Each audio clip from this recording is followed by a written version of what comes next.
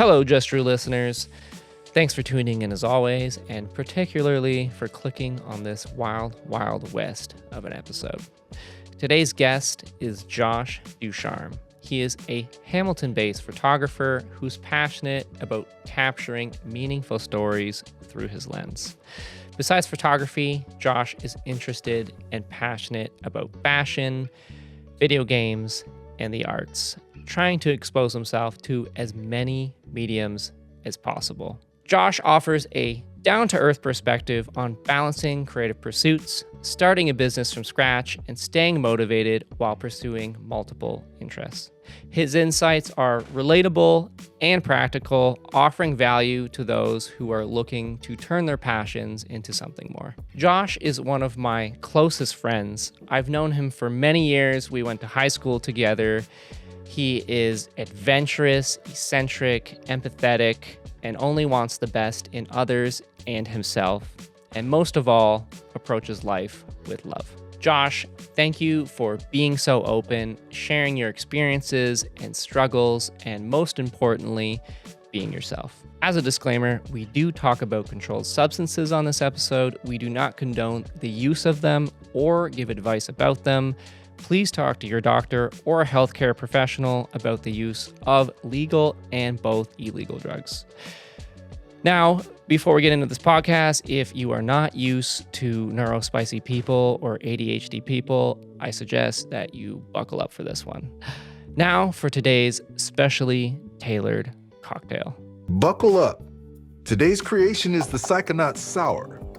Grab a shaker, add 1.5 ounces of a fruit-flavored gin. Today we are using a strawberry and raspberry infused gin. Add 1 ounce of blue curacao, 1 ounce of fresh lemon juice, 1 ounce of pineapple juice, a 1/2 ounce of simple syrup. Finish with an egg white. Dry shake briefly.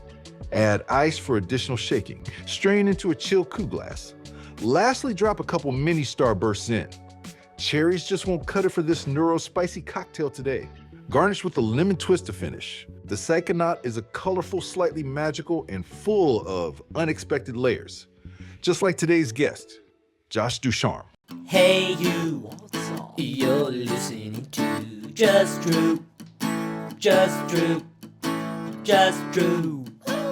I like the pink on you. Yeah, you like it? I don't know why. I think it's maybe the shirt. Maybe. I've been super into pink recently ever since Arcane. Arcane came out, Arcane Season 2. I've been on to pink and blue, and it's just like... You were saying that. Yeah. That's kind of your color theme. And I don't know. I've been experimenting with more colors recently, and I'm just finding it's like, I don't look bad in any colors. It's very confident of you. Yeah, very confident, you know, but it's like most of my life I didn't really mess with fashion or anything. I just kind of like, hey, what's in my dresser, on top of my dresser, I'll wear that, or what's comfortable, I just wear that. But I'm starting to experiment a little more and just try and be a little more out there, do some cool, fun things. Yeah.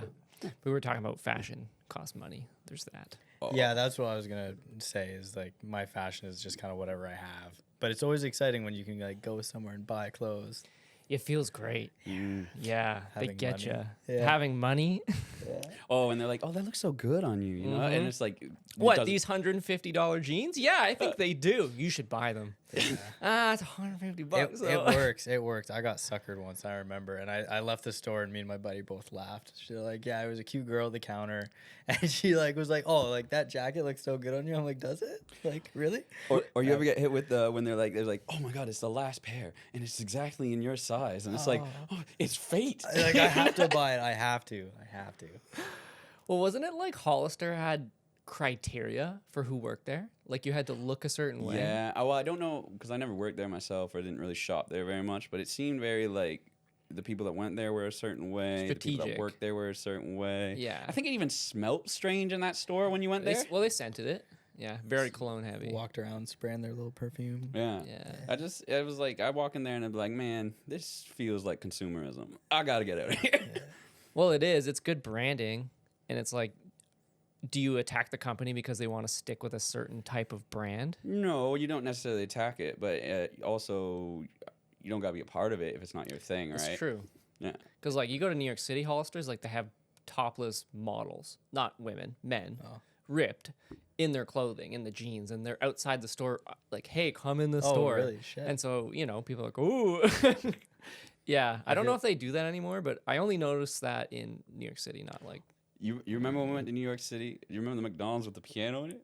Where they're just playing live piano in the No. McDonald's? You don't remember that? No, I don't And think a I went. McDonald's. Yeah, we were in the McDonald's, and there's this McDonald's, and they're playing. There's a piano, and they're playing live music on our New York trip. And I was like, "What kind of McDonald's is this?" You know? I don't remember that. You don't remember that? I don't think I was with you. Oh yeah, maybe because we did separate in different groups and we went Yeah. to different places. Sometimes I just remember I ate McDonald's and Dunkin' Donuts every single day. You missed the McDonald's piano. That sucks. Yeah. Shout out to Cole Nelson. No. Oh yeah, I do remember that. Yeah, Yeah. My bowels were not very good in New York. Not Well, very good. if you're eating McDonald's every day, And that would Dunkin' Donuts, yeah. that would do it. Yo, but when your parents are giving you like $500 to eat and buy something nice, you're gonna get that 40-pack of nuggets and you're gonna eat it all day. You know? Can you mouth 40-pack of nuggets in a sitting? Oh, I definitely could. I shouldn't. Yeah. Yeah, That would I've be definitely trouble. done it before multiple times, but I try to eat a little better now. Yeah, that's Yeah. good. Yeah, you look really good. Thank you. I mostly it started with walking because I got up to probably about a year and a half, 2 years ago. I was up to like 250. It was probably the worst I'd ever been. I was just feeling really sluggish. I was feeling like just not good, and then I just started walking. Like I just walked for 30 minutes every day. Ended up being an hour because I would just keep walking. I got into Pokemon Go. That's what it is. I got into Pokemon Go, and it's like, oh, I gotta hit my 10K today. If I don't hit my 10K, I'm not gonna get my egg hatched. You know. So then I would walk from, because we're over by Upper Wellington, right? I go over to Macassa because Macassa has all the good Pokemon stops. Where you walk down to the end. By the time you get to the end, they're refilling back the other way. So you just keep going, and then I'm not paying for Pokeballs, so I'm just gonna keep walking nonstop, and then I lost like 20 pounds just doing that, not even changing my diet, not doing anything like that, just drinking more water and just walking. And then I started like thinking about things when I was walking and just bringing like a notepad instead of being on my phone. And then you would just start writing things, and then my brain just started feeling way more creative, and I got addicted to walking. And it's like, I don't necessarily work out that much. I go through phases of working out where I really enjoy it. I wish I would be a little more consistent, and I'm working towards getting that. But the walking's enough. If you just like don't eat like a pig and just walk for 30, 40 minutes, you will want to do more things too, I find. I've seen with you at least, it's the change is fast. Like within a month. If I don't see you for 4 weeks, you could look completely different in 4 weeks, which I don't normally notice in most people. It takes months. Well, I've noticed this too because I got into a little bit when I was just weighing myself on the scale and whatnot. Mm-hmm. My weight can fluctuate 5 to 7 pounds in a day, just depending on how I eat or what I do. It's like half my body weight. That's it. But it's just crazy with me because it's like sometimes it's like I'm trying to be better and more consistent with my eating, but sometimes I don't eat all the time. So if I don't eat all day, I do all that working out, and then like maybe I was just on the go trying to like do some photography or just meeting with people. There's a lot of movement and walking that happens there too. So then it's like, oh, you're burning all kind of calories, but you're having things coming in. So I would lose the weight really fast. But when I talk to other people, it doesn't make sense because they're like, even when we do that, we don't fluctuate so much. So it's like, what kind of water retention do I have or what's going on in here? I don't really know, but I don't focus on the numbers. I focus on my consistency. My consistency matters more than my numbers because my numbers are going to be all over the place anyways. It's like, how do I feel and what does my body need? So then I just try and like be really in tune with that because otherwise, like I take a vitamin stack. I do magnesium, vitamin D, B12, and I take L-theanine now. I just started taking L-theanine because I heard it was really good for people with ADHD. So I started experimenting with that, and it did give me a little bit more clarity. That comes from like plant pigment. Yeah, right? yeah. It's plant. I think it's plant fibers. That's why they say it's good to eat like dark fruit, like dark vegetables, because that's where that theanine comes from, that pigment. Nice. So like that's why like blueberries are very good for you, antioxidant. Yeah. And I find this is just my own theory. I don't know like the science behind this. I find antioxidants too. Antioxidant foods, if you eat a lot of those, you get more relaxed. You get a little more less stressed out because you're eating better things. And I think the antioxidants fight inflammation. Maybe I believe so. Do you want to check Antioxidants? Yeah. What exactly do they do? I What think it's the an inflammation fighter. What does antioxidant Pretty sure. Yeah, because I find Question that. for my dad. do? But I also find it's like because I have a live experience where December 26th, I want to say, I ran out of my vitamins. Or no, it was probably December 20th I ran out of my vitamins, and I didn't take them for probably 2 to 3 weeks, Yeah. I was depressed. I wasn't moving around. I was all in my head. I was thinking wrong. And I was like, what did I do? Why do I feel this way? What's wrong? It's like, oh, you didn't refill your vitamins because you thought you don't need to take them. You do need to take them, right? But it's just like the difference from me waking up, feeling groggy, not feeling good, not wanting to do anything, fighting to get out of bed, to, hey, your vitamins are right beside your bedside table. Pop them in your mouth, get out of bed, start doing things. And So you start leave feeling them better. right there. Right there. Yeah. Right there, because if I put them somewhere else, I have the opportunity to think of something else and not think about my vitamins and then just go on my day. And then I've lost 2 hours. My vitamins aren't in me for 2 hours, and I just feel like not as good. If I do it right away, it's like I don't even have to think about it, and I'm just feeling good. That's that ADHD thing. I think Aaron taught me this. It's like put things you're trying to remember with stuff you use all the time. So like I put the vitamins with coffee because I open to have coffee every morning. I'm like, oh, there we go. Should take vitamins. That's how I do it. Great. Yeah. And create like the least possible resistance Yes. towards it. Like, Yeah. okay, if I want to do it every day, I have to make it accessible as possible. How many days in a row were you doing all your vitamins for Oh, so before you stopped? So I was probably on like 3 months because I've been on and Oh, off. wow. I've been on and off of vitamins throughout my whole life. Kind of. For some reason, my mind just goes, it's like, these aren't good for me. I shouldn't be taking them. It's not going right. And then I stop and it's like, no, you need nutrients to survive, pretty much. And since I do struggle with my eating sometimes, at least if I'm getting that base level supplementation, I never feel bad or groggy or just like not good when I'm taking them. But if I don't take them and then I also don't eat, and since I am on the go a lot all the time with like kind of my career with some of the things I do, that when the sleep goes down with the nutrients, that's when I feel really bad, and that's when I get into the negative headspace, or I get into the feelings of it's like, hey, you can't do this, or you just wake up and it's like, man, life is so tough. I don't get that when I supplement for some reason. Yeah. And then I've been experimenting with some other things a little bit too, just to kind of, well, I suffer from ADHD, and I know I've suffered from ADHD for a very long time. So I started talking to people about how they dealt with it, and I've been very against medication my whole life. Growing up as a black male, a lot of black families are kind of like, don't do medication, don't do this. They're trying to get you. They're going to keep you hooked on it and all that. I went through that, and then I tried Concerta. Concerta didn't really work for me too great. It made me kind of angry. I had a lot of problems. But then I met this girl at Fortino's who told me she's on Vyvanse, and Vyvanse is amazing. And I was like, maybe I should try this Vyvanse stuff, or maybe I should talk to my doctor about that.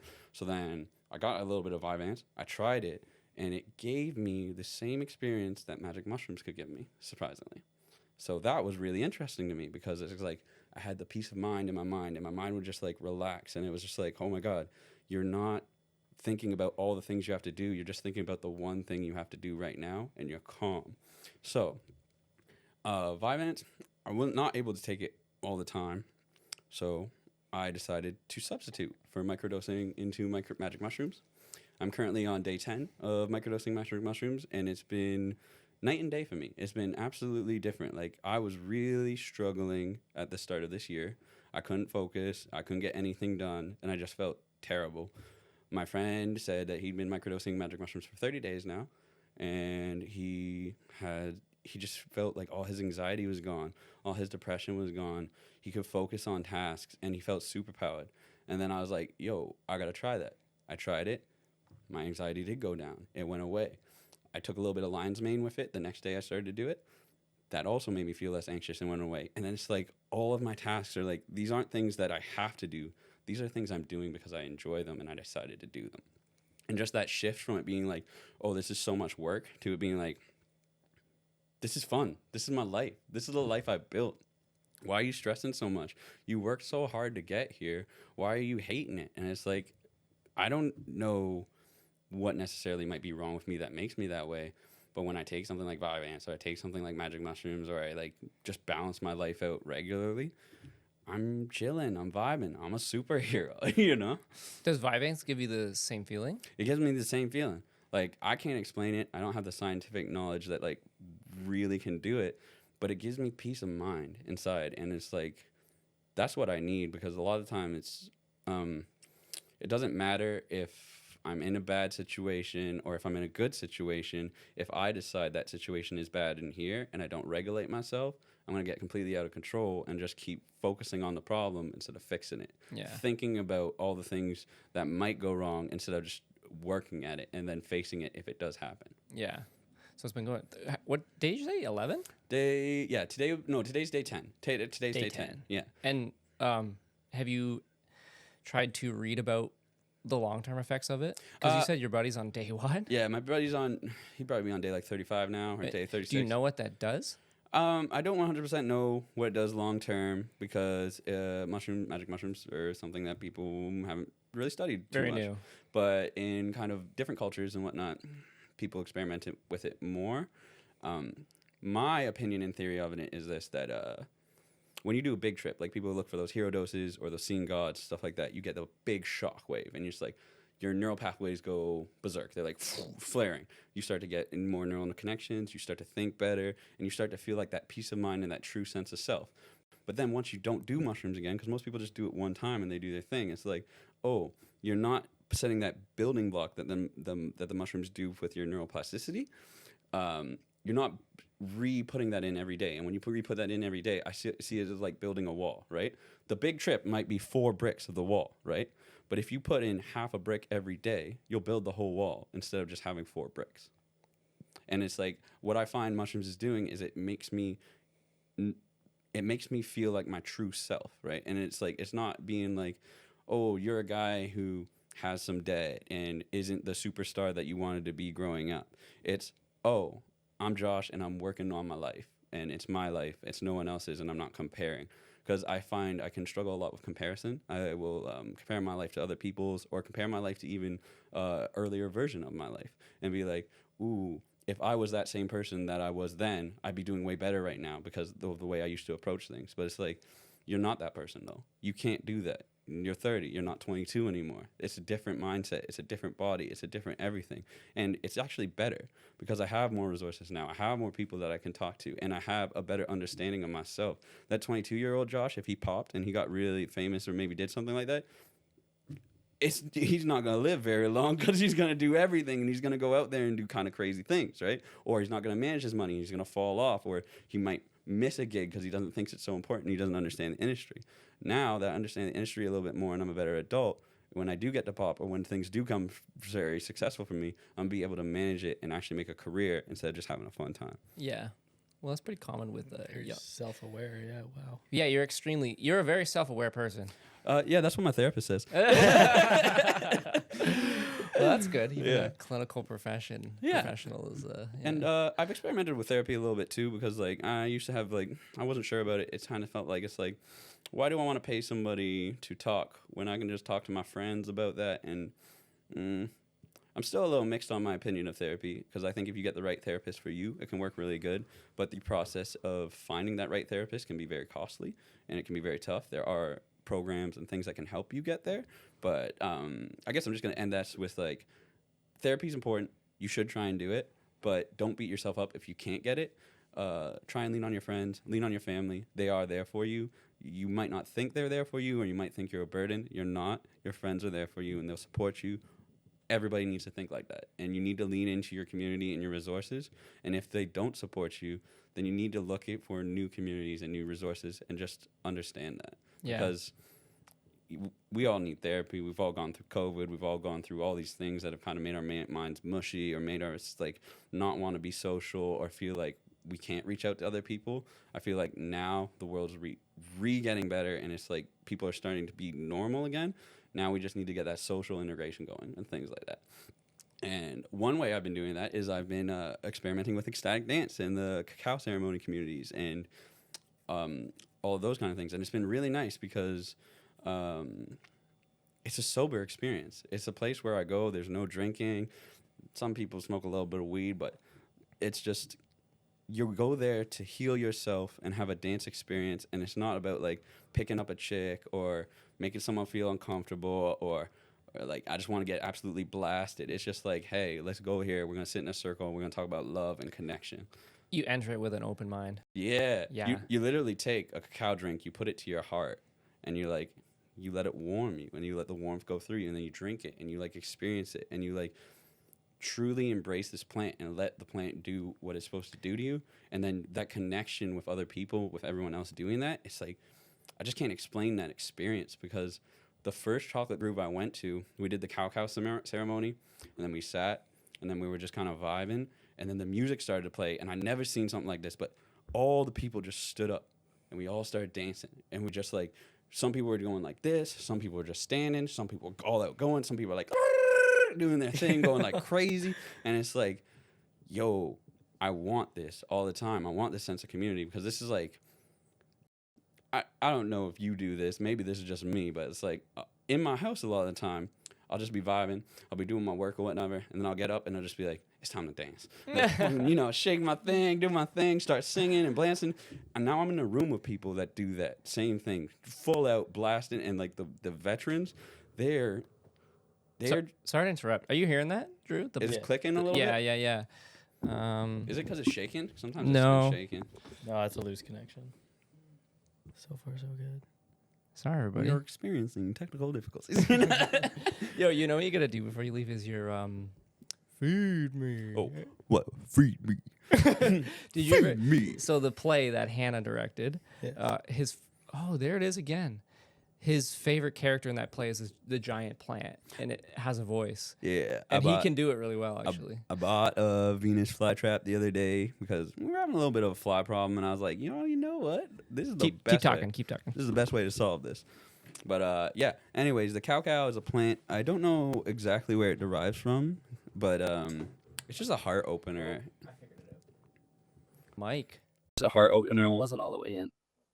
I hope that's it, because if not, I don't know what the problem is. So yes, yeah, I'm listening. So yeah, it's just a heart opener. It's a plant that makes you feel. A Venus flytrap is a heart opener? No. I mixed my things. I mixed my cacao plant. That's more like a wing crusher. But yeah, no, okay. Are we gonna go cacao or are we gonna go Venus flytrap? Anywhere you want. Okay, sick. So Pal. It's your podcast. Okay. okay, It's Drew's podcast. I'm the captain now. I'm the captain now. but yeah, cacao's a heart opener, and just like I find it just feels really good. It's kind of like coffee a little bit. It does give you a little bit of energy, a little bit of caffeine. That's what I was saying. I think because it originates obviously in South America, and it used to be like a ceremonial thing. Yeah, And it got commercialized. Costa Rica.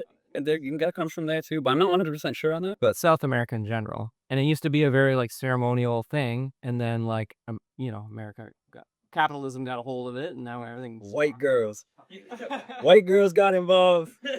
Valentine's Day. And then it sounds like that's sort of coming back now. Oh yeah, man. It's like, it's just like, it's what we need right now.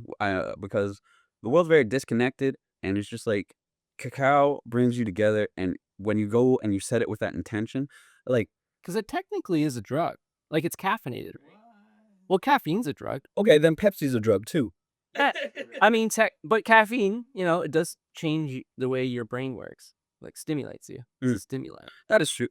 Nicotine technically is that too, then, no? Yeah, 100%. Because nicotine, I've read some things about nicotine. It says it's like, if you use it right, it's like it does do a lot of brain stimulation, and it can help you focus. I've been tempted to get a vape because of that. Just like, wow, we're sit at my desk and like vape. I'd done vape before, and I got to the point where it's like scary addicted to it, like laying in bed doing it, and then it was in my sheets, and I couldn't find it, and I remember like tearing my bed apart, freaking. Yeah, I've seen memes like, yeah, where's the Benjamin? So dirty game. Yeah, and that was the point where I'm like, okay, maybe this is not good for me because I'm like dependent on it. No, I understand that 100% too, because weed can be like that for me too. Because like I get really addicted to weed. I do it way too much. I've been joking a little bit because I haven't seen this girl. Shout out to my girl. But I'm addicted to love. I ain't addicted to no weed. I ain't addicted to no drug. I'm addicted to love. I don't even think about weed anymore.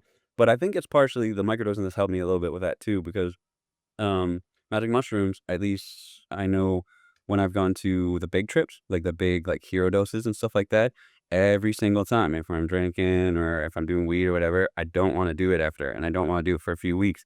It's only the stress of life sometimes that'll bring me back to it. But I do think magic mushrooms, and I'm not a scientist, but I think we can really help cure addictions with the science, and if we look into that. Yeah, because it's like it just makes you feel more in tune with yourself and in tune with your body, in tune with nature. And we're taking what kind of dose are we talking for microdose? Oh, for a microdose is like a 0.2. It's like nothing. It's like you're literally not trying to feel effects or be tripping or anything. You're just taking it to like calm down a little bit. Like you ain't gonna see any visuals. You're not gonna feel different. You're just gonna relax. That's all you're trying. And if you're looking for a trip, what kind of dose are we talking? There's different levels. You can do like 1.3, I'd say, to a 1.5 is like a little trip. You're just gonna feel little trickles. You might get little waves and feel things. If you go to a 2.5 to a 3, that's when you start to get a little more interesting things. You'll see waves and spirals. Colors will change. That's like the place that people like to sit in and maybe have a good time. That's a little more visually stimulating. But if you want to see God, then you want to get like a 5 to 7 dose. And I've done a few of those in my day. They're interesting. Shout out, Mom. We're gonna tell a little story about back in the day when I did my 7-gram hero dose. So I had a plan. If you know Frank Ocean's Nights, do you know the song Nights? So I think it was like 3 o'clock, and I put on Nights at like 3:38 because that transition where the guitar riff was Talking about in the morning? Right. In the afternoon. in the afternoon. Okay. Yeah. Yep. So then where that riff goes and it's like it goes all crazy and it says I wanted to trip right when that happened. And I achieved that. And I was like, oh God, I'm vibing. Life's so good. I'm peacing. And then I forgot that I needed to leave because my mom was coming home and I didn't. So then she came home and I was like, fuck, my mom's gonna know I'm on Magic Mushrooms. How do I hide this? It's like, oh, maybe I'll just go to bed. So then I like went upstairs from the basement, but I was like, oh, my pillow's not on my bed. Where did I put my pillow? So then I kept going back and forth from my room to from my bedroom to the living room where my mom was just like, have you seen my pillow? I don't know where my pillow is. And then I go back upstairs. Like, I'm like, have you seen my pillow? I don't know where my pillow is. And I did this like 5 times. She's like, what's wrong with you? I was like, Mom, I'm tripping and I don't feel okay. So then what happened right then is I started to astral project. I broke through. I started to see all black. And then it was like, hey, Mom, I can't see you. I don't know where I am. I don't necessarily feel great, but I'm not in a bad state. But I think if you keep talking to me, my voice can get me back to where you are. So my mom was like, that sounds really fucked. I'm going to call your friend. It's how things are and see what happens. So she calls my friend, and my friend's like, hey, you might want to smoke some weed later. You got to let him chill. Just be there for him. Let him go through it. So I'm tripping, and it's what seems like space, right? So I'm like kind of floating in space, and I'm looking at the world, and the world's all broken. And I'm like, yo, just keep talking to me, Mom, and I'll get back to the world. And I start piecing this world back together. Like I start thinking about the politics. I start thinking about what the earth looks like, and I start building it. And then I'm coming back, and I'm going back to it. And then I finally, like, through my mom's voice, I get back to where I am. And then I'm sitting there, and I'm reflecting, and I'm like, why did I rebuild the world that I hate? Why did that's deep? Yeah, and it's like, if I'm so afraid of change that I built the same world that I hate. Oh shit! So then, Just On pause. oh, when did that happen? I don't know. Oh, maybe when I moved the mic. Oh, cool. Oh, fuck. Well, audio from the cameras will be fine. All That right. was nice. All right, I'll just fix it. Okay. Sorry, everybody. I think I might have put. See, now that thing's back. Yeah. So electrical then, or something. 'Cause it wasn't happening. No, because we were paused. That's all right. No matter what. For everyone listening, we didn't notice that the board was paused because I reached over to change an X. So just keep talking to see if we. Okay. Where did I end up again? Do you remember where I ended up again? I think I was talking about, coming back to the world and why did I build the world this way when I'm so afraid, right? And I struggled for that for a long time because, like, I did a really big dose. And that really big dose was just like, if I built the world back the exact same way and I'm so afraid of change, then I probably need to make some changes in my life. And I got to change some things. This trip also came a little bit after the time where I had gotten beaten up in my sleep on a New Year's party. I had too many drinks. I had too much weed. I got beaten up in my sleep. Well, I woke up to a punch to the face and 3 other dudes beat me up really bad. And Out of nowhere. What? Okay, we don't have to dive into that. eventually, it gets to a really good thing though because that happened to me, and then I realized I could lose my life at any moment. I ended up doing the shroom trip because of that, and then I realized it's like, oh, you're not living your life to what you want to be.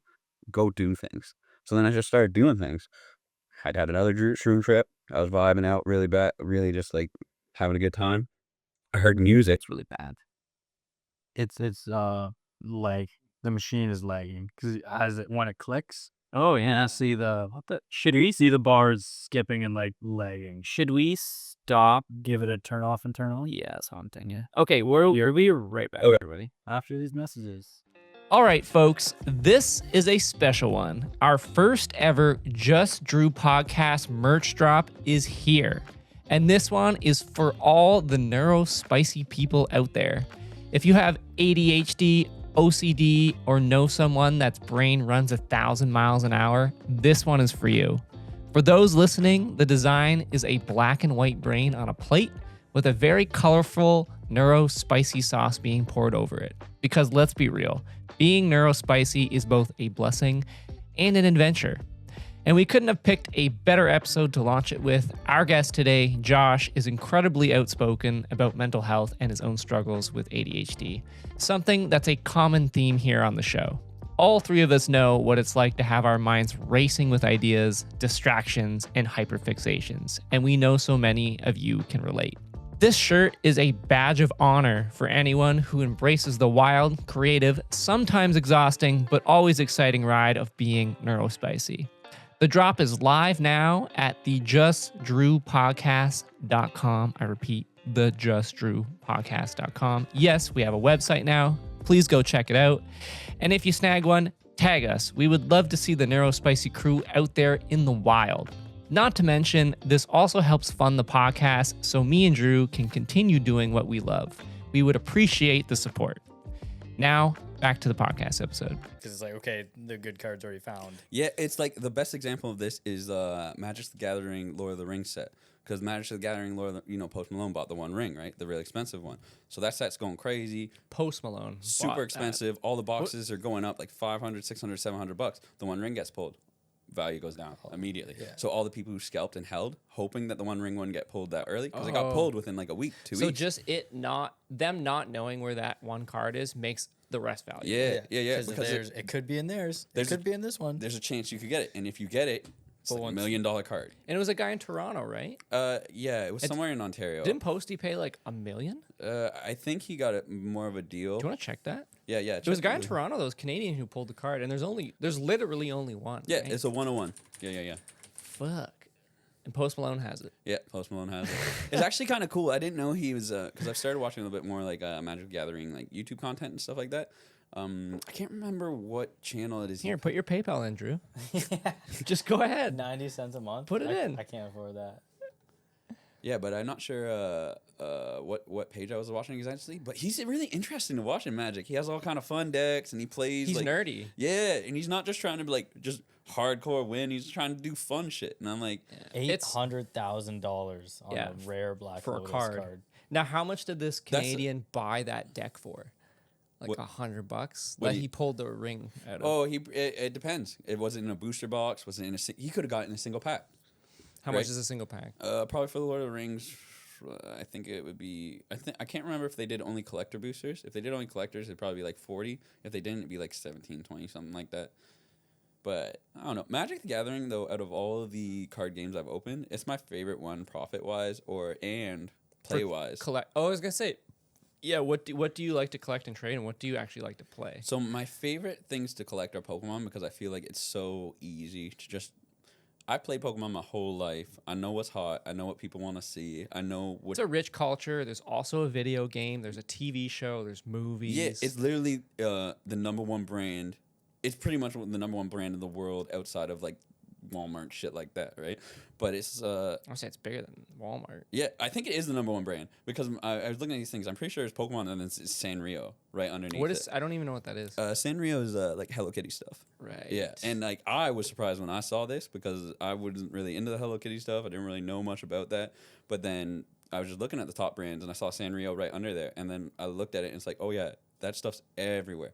Hello Kitty, all the girls are doing Hello Kitties. The amount of girls with a booty Hello Kitty tattoo that I didn't even know was a thing until recently. It's like, there's a lot of girls with Hello Kitty booty tattoos. Hello Kitty is anime, correct? It's Japanese. It's like a Japanese creation. It's like a Japanese creation. I think it just started as like kind of little dolls, and now they have TV shows, they have posters, they have like everything going for it. Actually, in July, My Melody and Chromie are going to be having a show coming out. They're like They're just the best ones. They're the best characters. I'm fan of them. I really like Kuromi because Kuromi's kind of like a she's like a, how do I describe it? She's kind of like a tom girl. So they created the characters first and then almost built the lore around it. Yeah, it's like they had My Melody, they had Hello Kitty. I can't remember what the other ones they are, the original ones. But then they just kind of expanded the characters. And then like the crazy part with Sanrio is they collab with everybody. They collab with Loungefly, they collab with any of these brands, and then it's just boom, put Hello Kitty on some shoes, make a bunch of money. Put Hello Kitty on a backpack, make a bunch of money. Like See, I always looked at it as like, oh, it's just like another version of like a Kirby or something like that. Yeah, it's like Kirby on crack. Pretty much, right? It's like with whiskers. Yeah. Well, not so much with like the way they're acting, but it's just like the way they've marketed this thing, the way they have it set up. It just makes money. And it's like you come up with a new character, you make it look kind of cool or whatnot, everybody buys it. Or say My Melody and Kuromi, they have their little sidekick characters. Now you make money off the sidekick characters, and it just expands and expands and expands. And it's so well known because I didn't realize it's a 50-year brand too. Hello Kitty's been around really? for Hello Kitty's 50 years? Whoa. Yeah. I'm pretty sure it's the 50th anniversary of Hello Kitty either last year or this year. Oh, that's Kuromi. I love Kuromi. Kuromi's amazing. Yeah, I pulled her up. 48 years old. Whoa. Okay, so yeah, the 50th anniversary must be coming up then. Yeah. So Well, what this did was it 2023, so yeah. what did it come out as? Just as like a cute little drawing? That's what I think. Like I don't Like, how really did it launch? know the lore of Hello Kitty too much because I've just kind of, as I've well, Tally, the girl I'm dating, she is really into it, and she's kind of got me into it, and I was kind of into it before, but it's just like it's just so well done. I don't understand what made it trend or why it got so big in America. You know what this kind of reminds me of is the rise of Bluey. Oh. Do you know that What's story? Bluey? So I don't really know Bluey that much, but I've heard that Bluey's kind of controversial. So What the fuck is Bluey is like a very beloved TV show. It's sort of kind of eclipsed Paw Patrol, or is kind of up there with Paw Patrol now. But my understanding is it actually started as an adult show first. And then what they did was they turned it into a kid show, but with adult content that kind of goes over kids' heads. So then that way adults can watch it as well. Yeah, it didn't. And SpongeBob kind of do that too? Yeah, I think so. And then it heard stuff exploded like that. because the parents don't mind having it on, and the kids also fucking love it. And so like my niece is 4, I want to say. Are you a big Bluey fan, Drew? Just Is that turned weird? 4. No, I'd never seen it.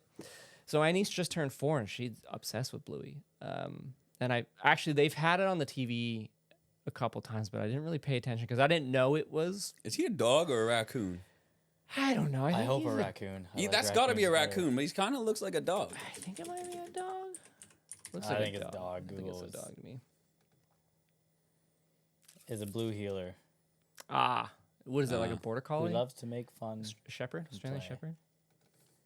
Because there's that hue. I think Australian Shepherds almost have this. Doesn't they look have anything like they have a Bluey. gray, but it's almost like a gray blue. Mm. If that makes sense. So that's how they kind of turned it blue because they have that bit of tinge there. They have like a blue tinge. It's very strange, which is like kind of unheard of. The only thing you see blue in is plants and birds and insects, not mammals. Oh, did you see what I changed my Instagram name to? Oh my god, what did you change it to? I'm the illusion of purple now. You know why I'm the illusion of purple? Because purple doesn't exist on the color spectrum. Only violet does. So catch me if you can, baby. That's your story behind the name? Yeah, that's what's because I That's used to be funny. Prince producing because I love Prince, right? And like I just Yeah. love purple. I wanted to brand everything purple. okay, I fell off okay. that, but I'm like, yo, this is even better. You know? So you're just trying to create like almost like not a, what's the word I'm looking for? Like a persona? Yeah, like a persona, or it's just something to make it more branded a little bit, and just like I don't know. I just thought it was so cool. That's like catch me if you can. But then I'm also a photographer, so I'm capturing your memories and whatnot. Yeah, let's tell people what's going on here, what you do, and what our connection is, just so they're like, what, this guy came on and he's all he's been doing is talking about shroom trips and Pokemon. Drugs and Pokemon. Okay, so I've known Drew since high school. I met Drew in high school. We hung out a little bit, but we weren't like necessarily like best of friends in high school. But then I went off to music theater college. That didn't quite work out for me. I was just kind of in limbo. I didn't really know what was going on. I went to the beach one day with my friend Chris. We almost bailed. I think Drew was going to the beach to meet up with Matt and maybe Armin, and then they almost bailed too, but he still went out. And then we met up, and I was like, "Oh, what's up? What's going on, man?" And he's like, "Oh, I got a camera. I'm doing some photo stuff." And I was like, "Man, I ain't got nothing to do. I put a camera in my hands. Let's start shooting." Then we started doing some wedding things. We started hanging out. His parents invited me over for tomato soup and bread, and that shit was so good. Drew wasn't even there. I just went over for dinner, and it was amazing. Oh, Yeah. Shout out to Rhonda. You know? He's he's just a ball of fun. So it's like, And that was like, I swear that was like the third time I came. Well, I guess through high school I've been at Drew's house a few times type thing, but like not like hanging like that. No. I swear it was the third time I was at his house. I was like, "Yo, Josh, you want to come over to dinner? Drew and Hayden ain't here, but you can come have dinner with us." And wow, I was like, third time. Wow, nice. And I was like, "Hell yeah!" And we had a blast. We kicked it. Like Rhonda's amazing. Like I think, remember, you go ahead. I was gonna say, remember when we went to dinner in the dark? Yes, let's not do that. Yeah, we're not gonna do that. But I mean, like, you're allowed to do that. Yeah. But anyways, Rhonda, you are a blast. You my white mama. You know? And I appreciate everything you do, and I appreciate how you've helped me over the years. Thank you, Rhonda. Oh, that's nice. That's big sweet. shout out to Yeah, Rhonda. I think you have such a good relationship with your mom, so it's like you just carry that over. Oh yeah. I got many moms. Yo, I've been raised. You know? Yeah. And so you're just kind of well, you're creative. That's pretty much what yes, you do photos, but you're also involved in the music scene, Yeah, and the art scene. I try and be involved in everything. It's like I think I've always wanted to act and perform. That's been my passion, and I think I got behind the camera because it's like, hey, I don't know how to make money through acting and just being passionate, but if I get behind the camera, people can pay me to do that, and then I'll understand it more, so then I can act and be passionate better. So I did that for a bit, and then I just started to really fall in love with photography. Like really started to enjoy it. I like video. I'm still flirting with video because I like it, but I haven't like put the time in to really learn and understand video, but I have so much fun doing it, and people love what I come up with. So it's like, maybe I should just stick with this a little bit. But photography is that thing that's like, when you get a photo that's sharp or like really nice, I get that satisfaction feeling. And then I don't really know what to label myself as what I am, because like I'm doing art now too. I started painting, I paint houses. I did this little, with cardstock, you just would do geometric shapes, and then you put it in a circle. And then on that circle, you just like kind of layer the shapes and do things. And I made like a face out of all kind of weird colors and shapes. And then we made a button out of it. And I was like, man, this is so cool. I feel like amazing. And like I just came up with this art out of nowhere. And I'm not pushing. I'm not trying to commercialize it. I'm not trying to make it anything. It just seems like art's been an avenue for me to really relax. And now through this relaxation, people are starting to be like, oh, your art's actually kind of cool. You actually have a style that's not so reformed or like trying to be something, because it's just me like, hey, I saw this thing, it looks really cool, let's make it funky, let's get all crazy, let's not try and make something perfect, but let's make something interesting. And I was actually watching this video last night that talked about it. It's with art, there's two processes. There's creation and refinement. The problem with a lot of artists is they're trying to refine in the creation phase. So then your art feels all just forced, you know, or it's like there's no life to it because you're trying to make a perfect thing initially, instead of just being like, hey, what's the ideas? Throw all these things out. It's I like, can relate to that with editing, at least. Yeah. At the Yeah. bare minimum, it's like just get a rough timeline going. Because if you get obsessed with like, well, we're gonna put the title, oh, this doesn't look right. Like that's not important right now. think about this. If you focus, you can focus for 2 hours on just choosing the right song. Yeah. You got nothing done. Yeah. I now that I have more experience, I like to just, if it's talking heads and I'm interviewing people, I'm like, okay, let's just get like the important points of what they're talking about in the timeline, and now I'm gonna start crafting it around some music and some B-roll. B-roll is like the fourth, fourth thing I do. That's really interesting to me, because kind of in my editing process, I go for my hot B-roll shots. Well, it depends on what you're shooting too. Yeah, true, because I mostly do like kind of club and live event Yeah, stuff. so you would generally just pick out all your best B-roll and start piecing it. Yeah. I do feel the music thing can get tough sometimes though too, because it's just like, man, nothing's syncing up right how I want. What I've learned, at least from someone who's more advanced, and well, actually, he's a director and sits in with professional editors to, oversee and edit. And he's like, don't get obsessed with the music. He's like, sometimes you get caught cutting to the beat, and it's sort of cutty. He uses the word cutty. and what you do is like mute your song and start editing a little bit. Uh, So you're not getting caught with the beat and things like that. It is like you can emphasize different edits and things with music, but don't do it too much. Yeah, I think I saw this. I saw a video online too on an Instagram thing where everybody was talking about that. It's like in your edit, take the music out. What does it look like without music? If it doesn't look good without music, then you're focusing too much on that. Yeah, like is it mute the music and then are the visuals jarring? You know, is it fit? And then, but sometimes if I feel like I catch myself cutting too much to the music, mute, keep going, and then unmute and see see kind of how it is. Nice. Because people like, even though they're not editors and they're not in the industry, they pick up on it subconsciously. And I think when you cut to the beat all the time, or you cut to the song, it's boring. Like it's boring to the brain. Mm-hmm. Yeah. And it's because that's kind of the thing too. Because I find out when I'm editing, I'll be cutting to the beat, right, and then I'll get bored. I get bored myself, So right? other people will too watching it. So then I'm Yeah. like, oh, I need a long clip. Or sometimes I just end up throwing in a long clip just to like try and change it up. It doesn't always work. Sometimes it does work. Pacing's really difficult. It's I'm still learning it. I feel like I'll be learning it forever. Oh yeah. Well, and it changes too, right? Because like, what is it? The short form, quick cutty content was really popular for the past like 2-3 years. Now people are getting a little bored of that. People are starting to switch back to long form content and wanting to actually watch something because like I feel like we've just been so overstimulated the past few, especially sitting indoors, not doing anything, just watching TikTok. Now Just bombarding. yeah, and now I think there's a real power in if you can make impactful long form content that people actually want to watch, because people want to learn nowadays, but they still struggle to get their brain to actually focus and sit down and watch that 10-minute video, right?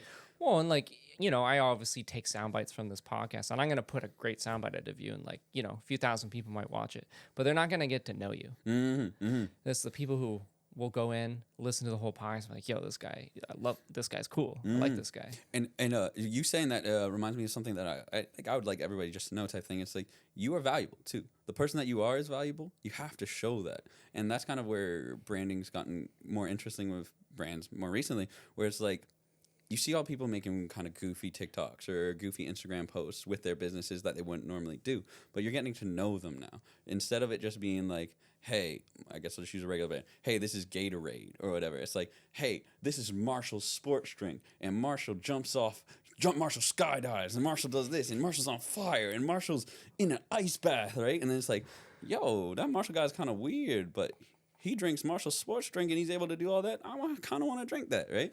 And it's like, it's just like, how can you put your flavor on things that other people do? And that's how I'm kind of trying to look at things a little bit more now. It's like You're humanizing the brand. yeah, And like, you can't really replicate a person. Everyone's very individual. And I think we do that for the folk. At least we try to when there's time. I think you've done really good with the folk too. The folk is like, it feels homey, That's the vibe. Yeah. It's hard to be consistent though, just because there's so many different things going on in each of our lives, and doing that consistently is very difficult. Finding time to do that. Working out. It's hard enough to be just consistent, like taking right? care of yourself first, and then taking time for your family, and then also, it's not the main venture. It's 30-40% of what I do. Maybe it'll be a ton. Maybe it'll be 100% in the future. Who knows? But got the podcast, and me and Drew Lots are going on. Lots going on. Lots going on. So I try not to beat myself up about it, but content's also exhausting. Like constantly coming up with ideas, and does that idea even fit or make sense, or maybe it's too wild. And you and me are very similar, very ADHD, very like boom, boom, boom, boom. So it's That's like, why we could podcast for 6 hours if we need to. yeah. So it's like, I'll come up with 50 ideas, and maybe 40 of them are stupid. But it takes someone on the other, sort of the opposite of me, to shoot 40 of them down and be like, but these 10 work. So it's good. There's a good balance. I think if you have a company full of me's, it would burn and crash. Oh yeah, the amount of money you'd spend. Oh my God. And that's impulsiveness is a huge ADHD trait, which I had no idea until we had Aaron on. Yeah, he taught us a lot about it. I didn't know impulsiveness was connected to that. And then I was like trying to be aware of it, self-aware of it, and I started noticing myself do it. And I was like, oh, like that's what's happening right now. Impulsiveness, but it's good. all of us are very different, and it balances out a little bit. Well, the other thing too is like we wouldn't live the lives we lived if we didn't have our impulsiveness, right? That's the other thing. I think sometimes like risk taking is good. Calculated risk taking. I'd say risk management. Risk more than management. There risk-taking. you go. That's a Yes. good way to say it. Yeah. Yes. Yeah, Being because calculated about it. You can take all kind of risks, right? But if there's no reward to that risk, it's a bad risk. If Yeah. it's a risk that's really thought out, that's risk management, right? Yeah. How are you dealing with that? With risk management, Well, just impulsiveness and your ADHD and things like that. I say we go through seasons. We go through spending seasons and we go through saving seasons, pretty much. But how I try to deal with my impulsiveness is I slow it down. You know, I put things in place to make it so I can't necessarily just spend my money instantly. So I have to think about it. Like I have money that immediately goes to a HFSA or a TFSA. So it's like, hey, you really need to think about it. You need to go into the bank and you need to book your appointments if you want to access that money. Or the other thing is like, hey, if you bought, well, this is the thing more recently, because I used to be like just an equipment whore. I buy everything. I just want it. I want to have it. Now it's like, do I need to buy this? Does somebody else have this? Can I use this some way? And it's like, use your brain to get things done more than money to get things done. That's where I'm at right now. I want to be at the point of life where I can use money to get more things done, but that's not where I'm at. If I keep doing that, I'm going to just make a hole for myself, right? So it's like, I want to be the video guy. I want to be the photographer guy. I want to be the prop guy, costume guy. I want to have all these things. I can't afford all these things right now. So it's like, who has it? Who can I connect together? Or how can I, this is the important part. How can I add value to that person to make them want to do something for me? And that's the trick, I find, because it's like a lot of people are like, people should do shit for me just because I need shit done. Well, why do I give a fuck, right? It's your project. But if I do this, it's like, hey, your clothing's important. I really like your brand. I really like your style. I'm making a video where your clothing can be exposed. I can't hit you at what your price is, but I can meet you halfway. And then if we leverage the content, we can potentially make this really valuable for you in the long run. And I just think that's a way better way of approaching it, because your projects can get out of hand if you try to do everything. If you can delegate to other people and build value to them, then not only are they getting something out of it, they don't feel like they're just being used by you, but you're building that connection, and then that connection can get everybody paid in the future if you guys all pop and you keep working together and being fluid. Yeah. And the other thing too, though, is there's a nuance in that of not getting attached to that person necessarily if you've invested in them, if they don't keep doing the work with you. Because sometimes somebody can do something great for you, fall off a little bit, and then you're like trying because they were so good for you in the past. And I think that's an ADHD thing too, a little bit. A little bit of autistic thing, but I'm not 100% sure because I'm still figuring that out. But it's like we're very empathetic naturally. So if somebody helped us in the past, we'll want to help them again. But we can't necessarily decipher until it goes wrong if that person's not there for us like they were before. And I feel like I've struggled with that a lot, where it's like, hey, you've done so much for me. I'm going to keep doing this for you. I can't realize sometimes that people aren't doing things for me anymore. Yeah. It's hard to see. It's hard to see because it's like we generally see the best in people. We generally want people to be the best, right? But it's like, I think over the years, you just learn that not everybody's like that. It hurts too. It hurts. Yeah, that's what I was going to say. It hurts a lot because it's like, I just want you to be better, right? I'll take the L for you to potentially get to be a better person, and then it fails, and it's like, man, why did I take that L? I took the L twice, you know? Yeah. Yeah, you're a very giving person. Yeah, I've taken a few L's for other people. Yeah, but it's like, at the end of the day, I've learned. Every L I've taken, I've learned from. It was with love. That was your intention. Yes, with love. And it's like, yo, I'll take an L for love for another person, but if I take that L, I'm not going to beat myself up about it. I'm not going to be like, hey, somebody hurt me. I'm just going to be like, hey, I put my best foot forward to be the person that I tried to be. And it didn't work out for me. That's okay. I'm going to continue to be this person, but not for you. Right? I've experienced that myself. It's like you want to help so much that you almost damage yourself in helping this person. And now as I'm older, I'm like, I still want to help as much as I can, but I won't jeopardize myself now. But I only discovered that getting older. You have to go through it, right? Yeah. And it's like, yeah, there's so many lessons that can be learned from your parents or learned from like your elders and wisdom and stuff like that. But some things you just gotta feel. You gotta feel it yourself and just get there yourself. And Are you a believer in intuition? oh, 100%, 100%. You just know. You just kind of. I was talking to you about this a little bit earlier. Actually, it's like I can tell by somebody's eyes what kind of person they are. I'm not 100% accurate on this. I'd say it's probably like 70%. But a lot of time, you look someone deep in their eyes when they're talking to you, you can tell how they feel about you. You can see it. Not everybody can do that necessarily, but it's like when somebody looks in your eyes, if they're not making eye contact with you, or they can't focus on you, or they can't be like, if they can't look you deep into your eyes and have like a connection, they're not there for you. Or there's something wrong with that person. Because anybody that I care about, they can look me in my eyes and they're not trying to look away. And actually at Sonic Springs Music Festival, I did this workshop with it was like a men's retreat kind of workshop where we would get as close to each other as we can, right? Face to face. And then you have to sit there and you have to look that man in the eyes like he's trying to harm the person you love the most. And it was interesting because some of the more men that were like confident in themselves, they could stare me in my eyes, look at me, like be aggressive and just be like mean type thing.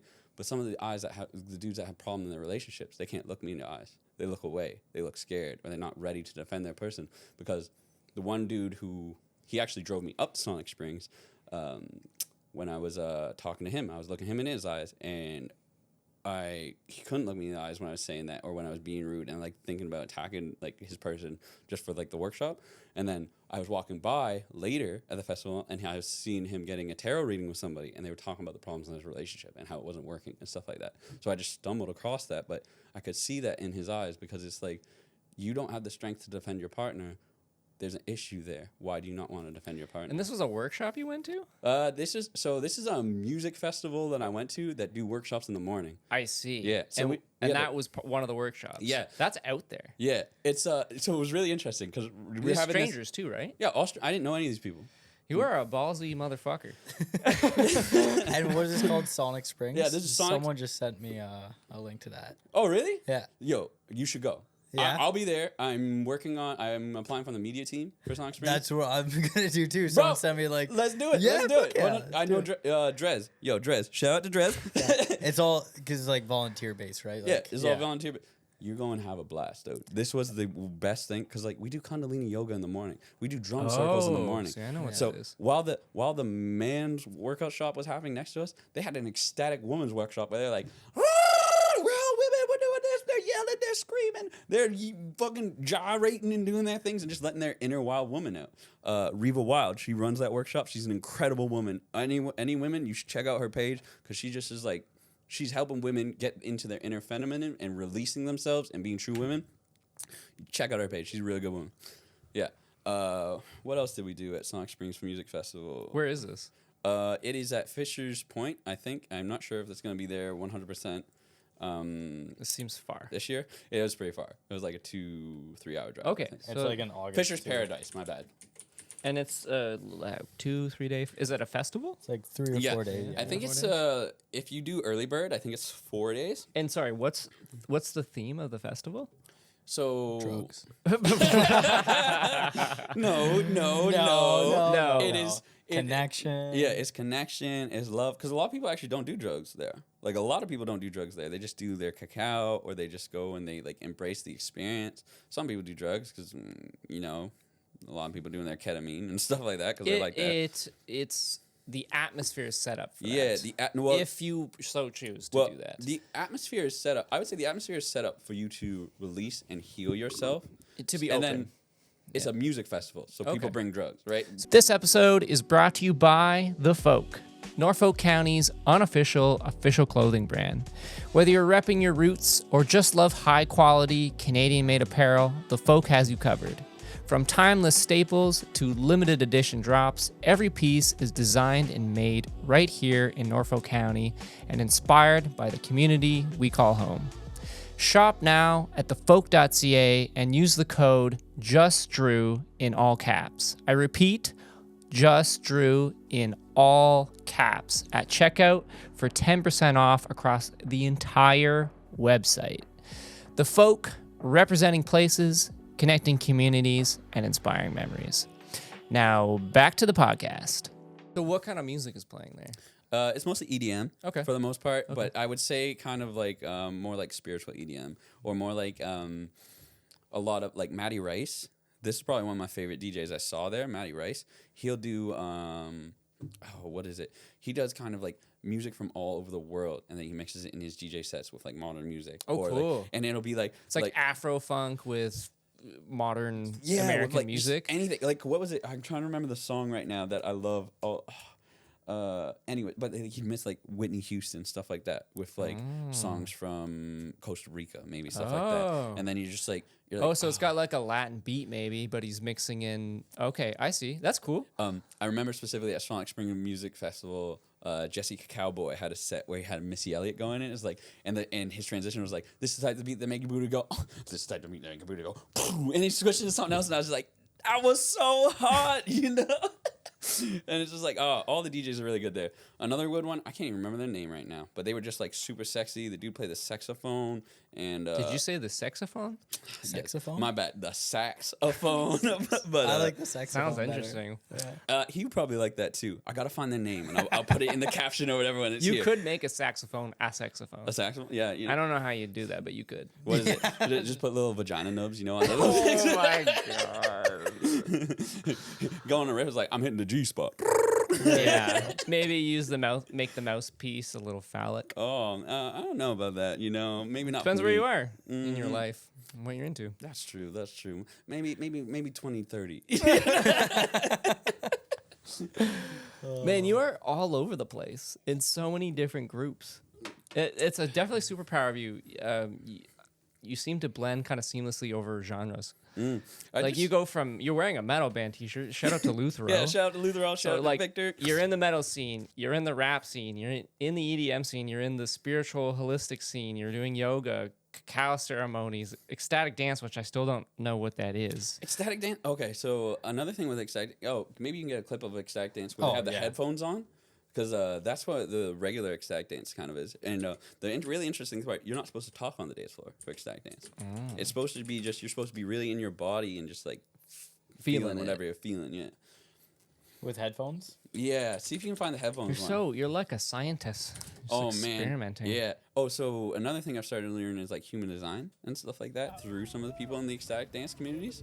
Yeah, but see, because like you're not supposed to talk to anybody. You're supposed to just feel and vibe. It looks really silly without the music. Yeah. It's like one of those silent disco things. Yeah, that's exactly kind of what it is. Sorry, what did you say a second ago? I blanked. I was about to talk about something, but I blanked. You were explaining ecstatic dance and how traditionally it's with headphones. Okay, you can stop this. Interesting. Yeah. It seems similar to like hippie? Yeah. Well, you do meet a lot of hippie people in the community that kind of do that, but not everybody's like that. It's kind of becoming a little more mainstream. The big thing too is it's just like it's a sober night out where you don't have to be afraid and like if you really like lean into it, because some people. So Chocolate Group Hamilton doesn't do this as much, but I also work with a group called Mothra Shadow Work, where they are more addressing your shadow side and addressing the parts of yourself that make you feel uncomfortable, but doing it on the dance floor as well and doing it with other people. Katrina, she's one of the main people in there. What she did for me when I was doing it, because I normally filming, so I don't always get to dance as much, but she invited me out specifically to dance and have the experience. I put on, Nightmare Before Christmas? Mm-hmm. I put on the mask of, what's his name? I can't remember. Oh, Shocklock and Barrel. So I put on Barrel's mask, and I'm dancing on the dance floor, and I don't normally wear a mask on the dance floor, but I was so into it because I'm like, oh, these people can't see me, they don't know what's going, and I just vibed, and I was just dancing, I had such a good time. Katrina comes up to me because she started doing workshops with people to get them like out of themselves on the dance floor, and she just runs up to me, she's like, till we're out of breath, and then we did it again, and then I'm running around the dance floor, I'm dancing with people, I'm doing things, and she's just like, she got me so into my vibe because she just like, she sat here and it's like, yo, this is really out there. This is a crazy thing, but it's like, embrace it. Go be yourself. And I just was myself, and it was like incredible. I've never had that experience on a dance floor ever, and it's the best experience I've had on a dance floor. Interesting. It's like removing judgment. Yeah, and that's what it is. It's just like the more people you do that with on the dance floor, the more people you get there out there, and then you have the community that's looking for that. Now everybody's bonding, and you're getting them out of themselves. Instead of like trying to get them do it themselves, you're giving that a little leeway. You know, it's like, hey, I'm gonna act a fool to get you to act a fool. Yeah, I think that's a really powerful thing because I can't do that unless I have a few shots of tequila. I'm the same. And I Sober. love the Sober. dance one. And the No sober weed, is no the mushrooms, no the nothing. scariest thing about it, but I could see that being like really like powerful and healing. Like to be able to do that sober. I can't dance sober. Well, and it's the way they do it though too, right? Because you start with there's kind of like a little bit like meeting thing. We kind of hang out, just kind of talk a little bit. Then you do the cacao ceremony. Establishing mindset. Yeah, establishing mindset. Kind of just familiarizing yourself with everybody. Then you do the cacao ceremony. And I think the movement piece after the cacao ceremony is really important too. And certain people do this better than others. But when somebody does the movement piece really right, you're getting people moving and you're getting them to feel comfortable moving. And it shouldn't be too fast, but it shouldn't be too slow. But it's just like, hey, we got people moving, we got them feeling natural, people are looking at them, and they're starting to vibe. And as they start to vibe as just a regular thing, once you get to the dancing, now some people are ready to let loose that weren't ready to let loose before because they've already moved with people and gotten their body going. Also, the community can be a little bit older, so if you do those movement pieces, you ain't gonna feel so as sore as you go be, right? Yeah. Warm-ups are important as Yeah. I've gotten older. Stretching, yeah. Yeah.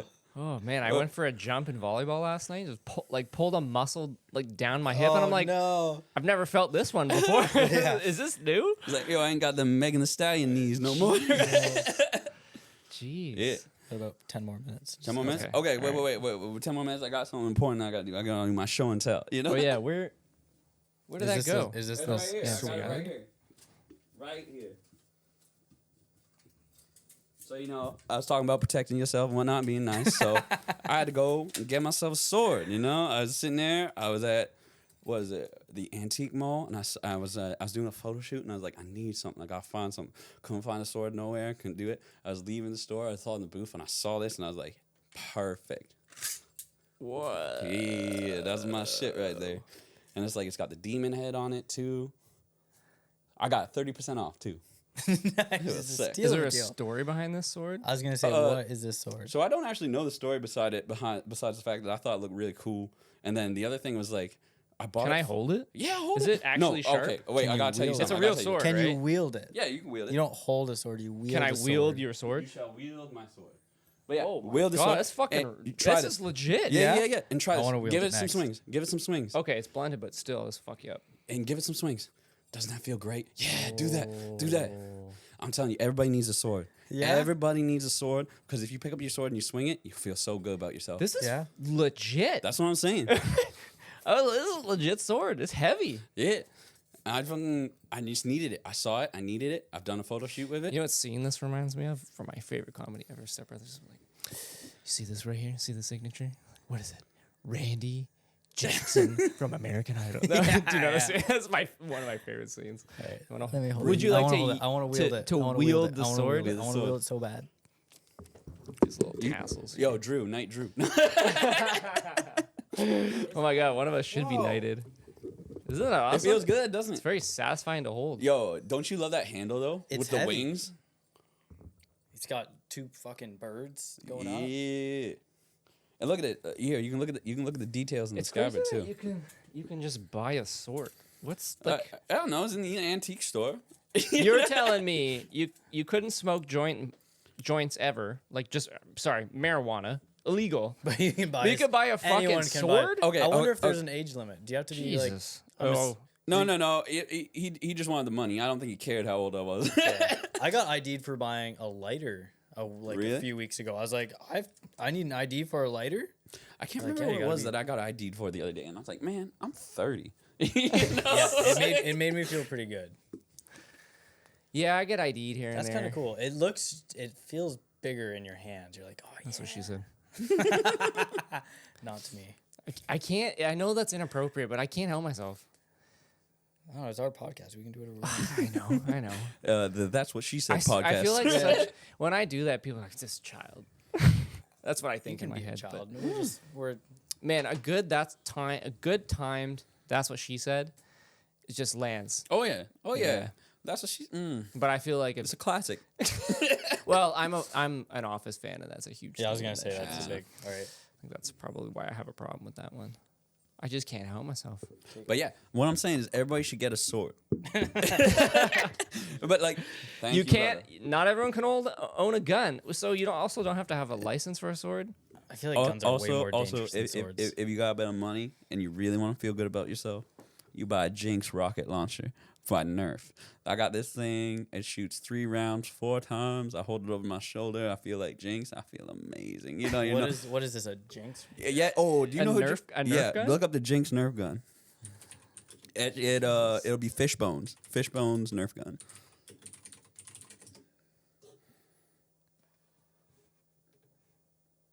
Yeah, this is one. Yeah, that's what I'm saying. Shoot that thing, you're gonna feel amazing.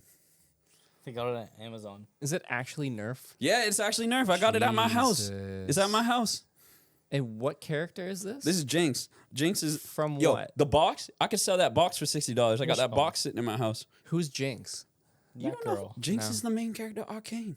I've never seen Arcane. I know. So Jinx is kind of she suffers from Jinx suffers from BPD. She's kind of crazy, but she had a lot of trauma that happened that made her that way. And then a wrong person came in and kind of turned her into not so much of a great person, but she still struggles with because she had a bit of a good. I'm gonna just restart from the top. Jinx, I'm sorry, I'm making my girl Jinx not sound that great, and Jinx is my girl, you know. But Jinx is she suffers from a lot of problems because she had some trauma, and then Silco came in, and Silco just kind of like told her it's like, hey, we can save the world and we can make the world our own way, kind of, right? Kind of like a Joker type thing, but not quite that. It's a little bit different, but it's just like, hey, he gave her an idea. She ran with it. She kind of got crazy. He has her do some shrimmer and drugs. She gets a little more crazy. But her sister is on like the police force on the other side, and she's like trying to get back to her sister because she lost her sister. And this is an adult animated TV show. Yeah. Okay. League of Legends, baby. I follow. Yeah. Okay. But it's really good. It's really good. It's animated beautifully. What platform is it on? Netflix. Netflix. Yeah. Oh, okay. You should watch Arcane. And this is her gun? Yeah, that's her gun. So, so I went to Anime North last year. I wanted to buy a Buster Sword. You know, you bring up a Buster Sword too, just in case people don't know. I don't understand half of your references. I try really hard. I know. I'm just not as cultured as you. I'm This is a big ass sword. You're Yeah. so- yeah, that's the Buster I know Sword. this. I know this sword. So I held one in my hands, right? I had it in my hands, and it was so heavy, and I couldn't carry it around. And I'm like, this is perfect. This is exactly what I want, right? And then my friend's car broke down on the Sunday, so I couldn't go up and buy my Buster Sword. So then instead, I bought my fish bones because I was feeling sad. I know the sword. What is this from? This is Cloud Strife's sword from Final Fantasy VII. Right. Yes. See, I have also never played Final Fantasy. That's Sorry. If you get the chance, you don't have to play it, but watch Advent Children. Advent Children is a really good animated version of Final Fantasy VII. Okay. It's really pretty. It's fun. Also, video game first. Nintendo, right? Is it Nintendo? Square Enix. Oh, So okay. Final Fantasy VII would have come out on PS1, I think. Okay. Yeah. I thought it was Nintendo for some reason. Certain Final Fantasies have been re-released on the 3DS and DS, so that's why. Oh, people maybe get confused that's with that. why. Okay. And Okay. also, Final Fantasy Crystal Chronicles is on GameCube, one of the best Final Fantasy games. Not for story, not for like depth or anything, just for general fun. And what's the gameplay like? So it's an RPG. So Final Fantasy will be very like, you'll have like a party of 3, and then you get more characters. You choose between your characters over the game, and you just kind Is of it turn-based? Turn-based, yeah. Okay. All right, I follow. Yeah, they're really good. Final Fantasy 7, it's also gotten remade. I don't have the patience for turn-based. Yeah. You don't got no JRPG patience. You ain't got 200 hours to invest in, right? Because my problem with JRPGs is this. There's so much stuff to do that a lot of the time I'll do the beginning part of the game and I'll do everything and I'll get so burnt out I won't go to the rest of the game. But I'll still invest like 60 hours in that first half of the game. That's why I don't do well with TV shows or like long format solo story, like The Witcher. Like I could never beat it. So here's the thing with The Witcher too. I just I never move beat on. The Witcher 3, but I've done absolutely everything in the first 2 zones. Absolutely everything you can do. But I just got no more patience for that game after that. This is what I'm saying. That was Yeah. like Skyrim for me. I just like went around doing all the little things. I'm like, this is so fucking I fun. appreciate the lore. Yeah, and I didn't but- want to finish it. I'm like, I don't want to do the main quest because then it's over. I want to do all these little things. Okay, so my first 3 times playing Skyrim, I didn't even go up the mountain for the Greybeards. Like, I did not activate the Dragon's Quest or anything because I was just like, I was just roaming around, Just having fun, fucking shooting arrows. And cruising. just, yeah.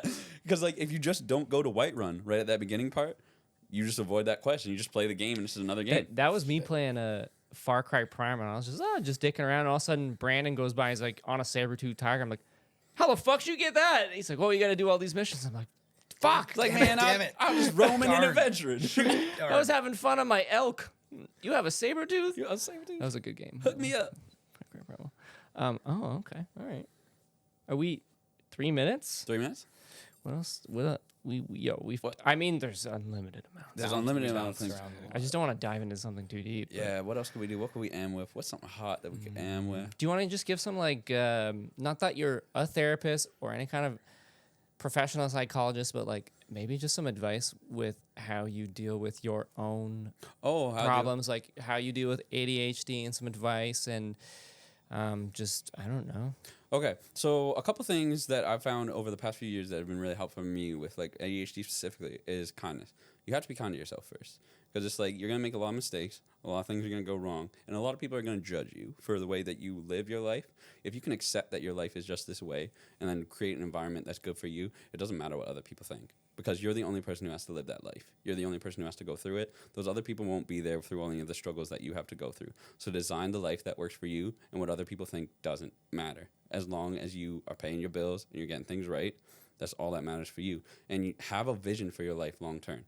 Figure out what you want to do, and start working towards it. And then the best thing I think you really could do is make your code of ethics for yourself. Make a hardcore look at yourself and figure out what your code of ethics is and morals. It's like, this is the person I want to be. These are the things I want to do. This is where I would like to be. I'll define it a bit more. Say it's like, I would like to lose 10 pounds by this 3 months. I would like to go about that by doing this. Like, I would like to go about that by eating this way 4 times a week and hitting the gym 3 times a week, and just break it down step by step. I understand with ADHD it can be hard to get to those steps, but don't beat yourself up about doing it either. Take 15 minutes, write out a little bit of your goals. Take a 20-minute break, go back to it, do 15 minutes, write out a bit of your goals, and just do this every day and get it done. Because once you have your code of ethics and who you want to be set out, it doesn't matter what anybody else thinks, and you don't have to let the world judge you. But until you do that, you will let the world judge you because you don't know definitively who you are as a person. And that might be an ADHD thing, but that might also be a BPD thing, because I'm trying to figure out whether I have BPD or if I have some of those things. But I think regardless of mental illness or anything, if you know who you are as a person and you can stand on your business and you have it written down that you can look at it every day and remind yourself, no one can faze you. And if no one can faze you, you can just be yourself and truly like build that life that you're destined to live and work towards it and be unfazed. And I think that's more important than anything for any person, because if you don't write out who you want to be and you don't definitively have it, you're going to be who someone else is, or you're going to build someone else's life. You have to build your own, or you're going to be depressed. And that's probably the best thing I think you could do. Some damn good advice. Thanks. Well said. Thanks. It's something I've struggled with my whole life, and it probably until about 27, I was just living other people's lives, and I don't want anyone else to go through that. Live your life, start building it, do it as slowly as it takes. Don't beat yourself up if like hiccups happen along the way. Just keep working towards it. If you have to take a deviation to make some money, to make yourself better because you went into some debt or some things happened along the way that went off, you can do that. It doesn't mean you're not a creator. It doesn't mean you're not this. You just have to make money to survive and then keep working towards your goals. Yeah. Don't lose that focus just because the map took you on And don't be like, it's like, ooh, I'm only a painter or I'm only a musician. If I don't make it this way, I'm not living my life purely. It's like, no, as long as you're working on your skills, if you have to do something else to survive, that's okay. But try to work towards you working on your skills more often. What was that quote? I was going to read this quote. It's really cool. I watched a movie the other day, and give me a second. It relates to this. Have you seen Self-Reliance? It was made in 2023. It's the guy from what's the show? She's the actress in Elf. She plays the girlfriend in Elf. You've seen Elf, yeah? Yeah. You know the girl? Works in the Yes. toy store. She has her own TV show. Oh. And I'm blanking on it, but it's one of the main actors from that show. And he wrote this movie. And at the beginning of the movie, it had this quote, and it said, "To be yourself in a world that is constantly trying to make you something else is the greatest accomplishment," which I think is kind of related to you. Be like, you need to build a life that you want for yourself and not worry about anything else. Because honestly, it's a good movie, by the way. probably one of the saddest moments in my life was when I reflected and I was like, man, I'm not doing me. And I have been doing me for a while. Let's just do me authentically and see where it goes, because at least I know I did me, you know? Yeah. Sorry, I was just checking the time there. That's all right.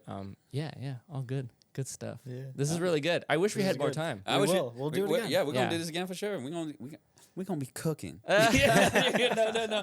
We got grease in this bitch. We're going to be cooking. Yeah, if you see this on social media and stuff, make sure you like it and comment and let us know how you like it. And I hope to see y'all at the February chocolate group. I don't know exactly what the date's gonna be. It's gonna be somewhere between the 20th and the 24th. But if you follow me on the Illusion of Purple, catch me if you can. Okay, what do you do? How can people find you? So Instagram, you can find me at the Illusion of Purple. That's the best way to find me, because I'm still figuring out like just my website and stuff like that, how I want to do things. But at the Illusion of Purple, you can DM me if you want to talk, or if you have got services that I offer that you would like to have. What do you do? I do photography. I do videography. I'm like a mini life coach. I don't offer that, but like if you need help, I'll just talk to you. Parallel play. I want parallel play with anybody. You know, if you need help doing your dishes, I'm gonna sit on the floor with you. Anything that anybody needs, I'm willing to help them as long as I got the time. If I got the time, I'll be there for you. If I don't got the time, I won't be there for you. But we can talk. I like that. Yeah. All right. Thanks, Josh. You're welcome, man. Thanks for having everybody. me. I hope this was an exciting podcast for y'all. Thanks for listening. Thank you. Okay, next one. I'll be back. Bye. Cheers. Hey you, you're listening to Just Drew, Just Drew, Just Drew.